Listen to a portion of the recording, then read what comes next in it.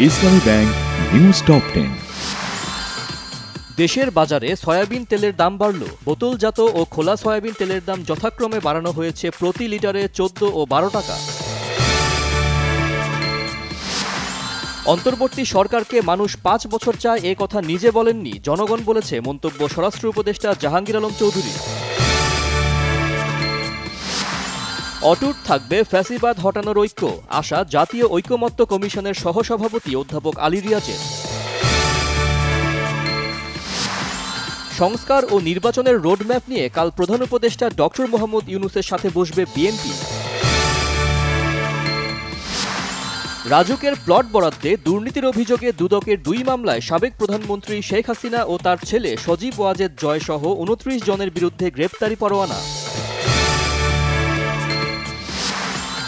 এক ব্যক্তিকে অপহরণ করে 47 দিন নির্যাতনের মামলায় র্যাব মিডিয়া উইংয়ের সাবেক কর্মকর্তা রিয়ার অ্যাডমিরাল মোহাম্মদ সোহায়েলের বিরুদ্ধে ওয়ারেন্ট।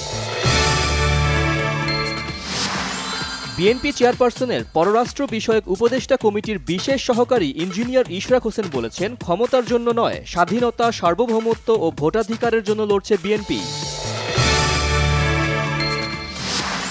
কুয়েটে সংঘর্ষে জড়িত অভিযোগে 37 শিক্ষার্থীকে সাময়িক বহিষ্কার, 2 মে খুলে দেওয়া হবে সব আবাসিক হল। ভারতের পাঞ্জাব ন্যাশনাল ব্যাংক থেকে 180 কোটি মার্কিন ডলার আত্মসাৎ করে পালানো ব্যবসায়ী মেহুল চোকসি বেলজিয়ামে গ্রেপ্তার করা হয়েছে। 2025-এর আগের বিপিএল-এর 8 আসরের টিকিট বিক্রিতে জালিয়াতি, বিসিবিতে দুদকের অভিযান।